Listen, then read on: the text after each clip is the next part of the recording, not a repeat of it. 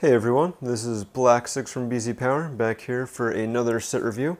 Today we have got set 21109, the Exo-Suit, one of the latest LEGO Ideas, formerly LEGO Kuso sets. You can see this is set 007. The set contains 321 pieces and retails for $34.99 in the States, if you can find it. When the set was released on August 1st, it did take down the Shop at Home website for a little bit. From what I've heard, there will be more sets made, but they will probably not be available on LEGO Shop at Home. You'll have to go to a LEGO brand retail store to pick one up. So you might, if you haven't picked one of these up yet, you might want to call your local store to see when they're getting one in. So the box, it's got an interesting design. It has the logo over here for the Exo-Suit, which I believe was designed by some of the fans. It has the classic space logo for the O in Exo, so that's pretty cool. Definitely reminds me of the classic space sets back from the late 80s, where it's kind of got this now CG, then it was hand-drawn background of some sand dunes. And you can see the Exo-Suit along with the other minifigure and the little turtle. One thing I'm kind of surprised about as far as the box goes is that the Exo-Suit seems kind of off to the side here. It's not front and center taking up your attention, and there's some real empty space kind of in this area. Does not seem like the best graphic design, but I'm not a graphic designer, so what do I know? On the top we have a one-to-one actual size image of one of the classic space minifigs, now in green. This is the first time that a classic space minifig has been available in green. On the back, we see the Exo-Suit again with Pete and Yves. Pete Reed, of course, is the person who proposed this set on LEGO Kuso and later LEGO Ideas, and where it became a set that I'm holding in my hands now, and the other minifig is based on his girlfriend. So that's pretty awesome to have. Not only have a set you designed released as an actual LEGO set, but then have yourself immortalized as a minifigure. We also have a little call out here explaining how the LEGO Ideas process works. You share your idea, you gather support, LEGO reviews it, and then a new LEGO product. So, in case people weren't familiar with the Ideas concept, as I'm sure many people who go to the LEGO store to see this and the other Ideas sets are, they kind of explain that there. So maybe those people will then go on ideas.lego.com and vote for their own favorite models, and then we'll get even more things going through the review process because we'll have more people voting on them. All right, enough of all that. Let's open this sucker up. All right, so inside the box, what have we got here? We've got one bag, 2, 3, and 4 bags of parts. We've got a flex tube, we've got a grating piece, and we have the very nice looking instruction manual. So it has the same artwork on the front, very nicely bound here, not like a normal instruction manual. On the back, though, we still have the normal WIN product feedback thing. Let's take a quick look on the inside. So here we go on the inside. So it has some nice background on space. I'm assuming that's Pete Reed and Mark Stafford, the actual designer of the set. The Exo Adventure. Some nice concept art going on over here. Picture for inspiration only. Model cannot be built from the pieces in this set. That's always good to know. Thank you, LEGO. And then we have it in some other languages. And then some instructions on how to build it and use the included brick separator. All right, and then we have the actual instructions. So all in all, a very nice instruction manual, as we've come to expect from things like the LEGO Ideas sets or the architecture lines, other premium kind of feel sets like that. But you don't really care too much about the instructions. Let's take a look at the parts. So here we have the pieces in the set. Like we saw before, there's 4 bags, so I got 4 little trays. One interesting thing to know, that the biggest piece in this set is in fact the brick separator. So in this bag, which has the largest pieces, you see the next largest piece is a 2x6 plate. So despite the apparent size of the Exo-Suit, there's not a lot of large pieces. Of interest though, we do have some nice contraction hip joints, along with these nice pieces that I'm sure Bionicle builders will remember. We have this nice piece in silver, so that's pretty cool. We've got the classic space torso in green. This is a pretty nice piece. Always nice to get some more of these in the collection. I got an antenna, some brackets, some clips, some barrels in dark gray. It's you know, a little good variety. Next, we'll go to the next tray. So I'll start out with my favorite piece in here. So it's an inverted 2x2 tile, but it's printed on this side. So that's really cool. I like that design. Really nice to see it's a printed piece and not a sticker. We've got a plain light gray minifig head, no printing. Nice 2x2 curved slope. Some good snot bricks. Always nice to have some more of those. A little dish in silver. You don't see a lot of silver pieces, so that's kind of nice. Not sure what you would call this piece, but we've got a few of them in light gray. Let's see, you know, good variety in here, but nothing too amazing. Move on to the next tray. We've got a green classic space backpack, and you can see we have 3 of those in here actually. You know, good variety. We've got some silver Exo-Force arms. I've got the through hole ball joints, a couple of those. We have 1x1 round plates in silver, so that's cool. Of course, the classic space flashlight. This is the redesigned version without the ridges, but still, you got to have this in the set. I got some lift arms, some plates, some skid plates. You know, good variety. A lot of small pieces though. Still, that seems to be the theme. And then in our last bag, we've got some nice 1x2 trans yellow and 1x1 trans yellow plates. We have a 1x1 cone in silver. That's cool. We have a 1x2 grate tile in silver. We have this piece, some sort of steering wheel in silver. So it seems like there's a lot of recolors here in silver.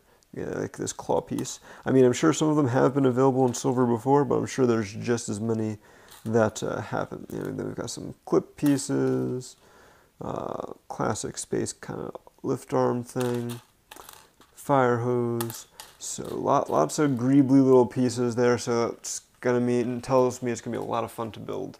If we look back at the age recommendation on the box, it is 12 and up. So I guess they assume that younger kids probably won't be building this. Hence the smaller pieces and hopefully more advanced techniques. So now that we've looked at the pieces, we can get building.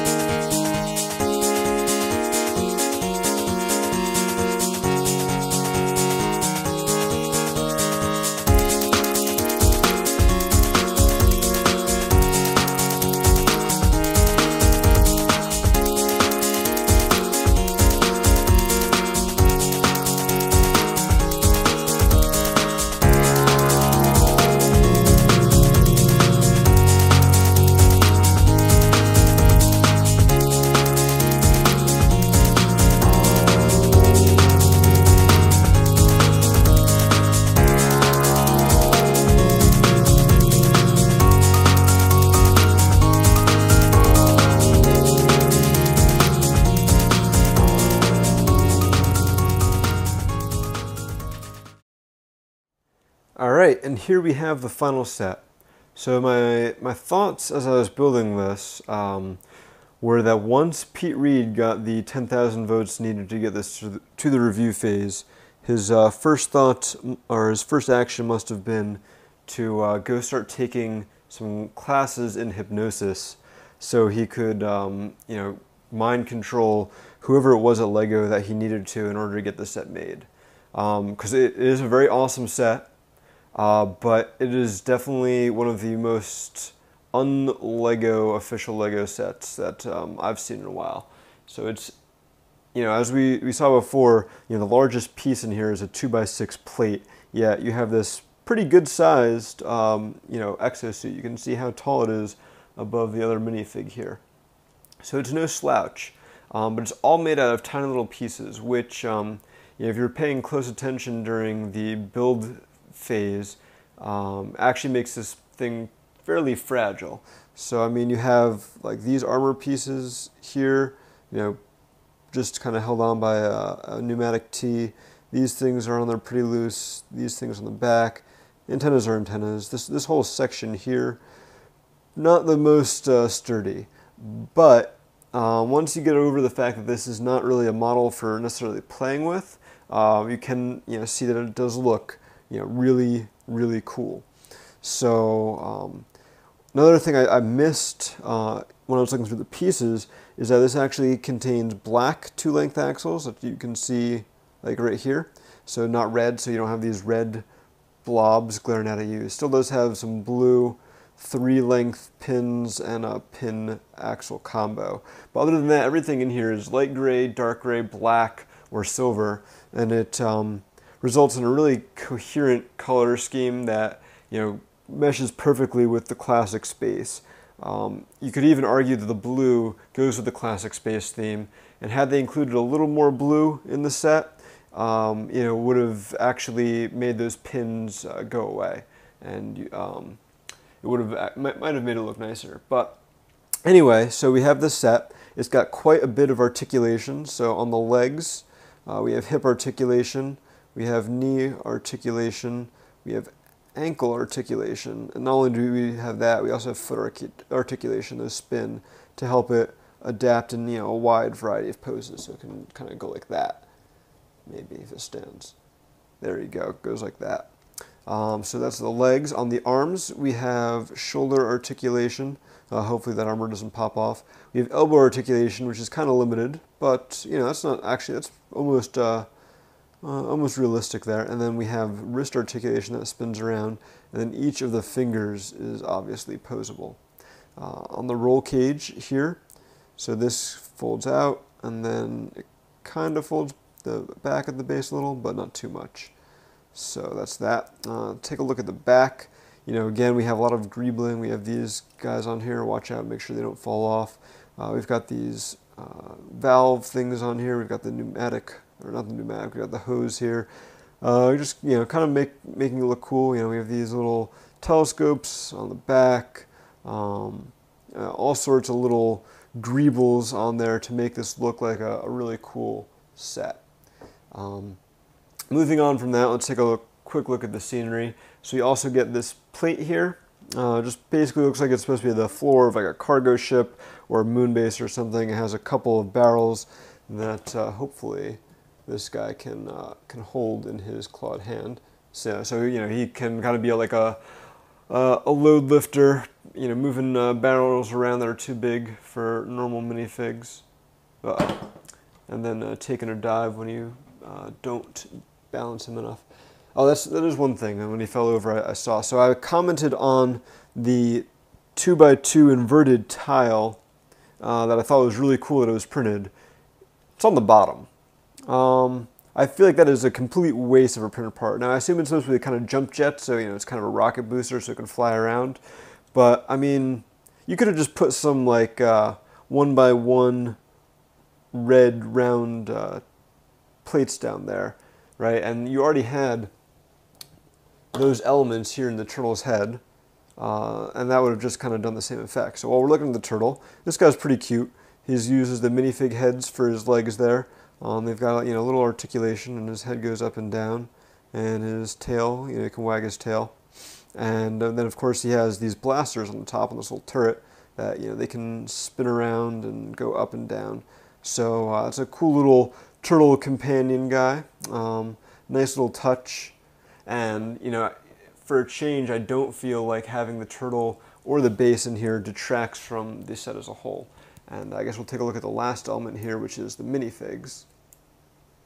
Pop this one out of here. So we've got the classic space minifig in green for the first time. I was talking to someone at Brick Fair, and apparently the story behind this is they had to look at the current minifig part layout and see what was being currently in production and see what parts they were currently making in the entire color range. So, you know, they had to be making the legs, the hip, the body, the arms, the hands, and the helmet already in the same color. And I believe their choices were something like black, white, or green. And they didn't want to be boring and make a black or a white spaceman, so they decided to make a green one, which we've never seen before. So we'll take a closer look here. So of course we have the classic space logo on the chest, and underneath under the helmet, this is Pete. Pretty basic head, no back printing or anything. Yellow head, of course, because this is not a licensed set. The other one, same logo, different face, got a nice little female face there. On the back, there's no printing either. You know, this is very retro, definitely goes for the classic space feel, although it is not a basic smiley face. Outside of the posability I showed before, you know, there's not really any play features in this set. This is very much a set for adult fans. You know, if you're, oh, and like I said, there it is falling apart again. Not the sturdiest set. So if you're ever at, you know, a Lego convention, or you're posting online on some forums and you see someone complaining that Lego never does anything for the fans, go grab the closest copy of this set and beat them over the head with it, because if this isn't, you know, a love song for AFOLs and classic space fans out there, I don't know what is.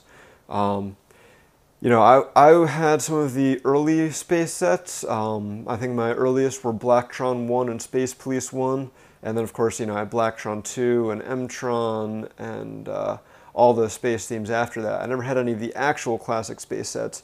So this doesn't quite hit the nostalgia for me like I know it does for a lot of AFOLs out there. But it is still a really cool set, and I can definitely appreciate the you know, the design in it, and I can appreciate that this is literally for the fans. And you know, that's probably why there's a pretty limited production of this set, and why, like I said at the beginning, you know, you're probably not going to see any more at Shop at Home. You better make sure you head to your local Lego store to pick it up, because there's probably not a huge market for this set out there.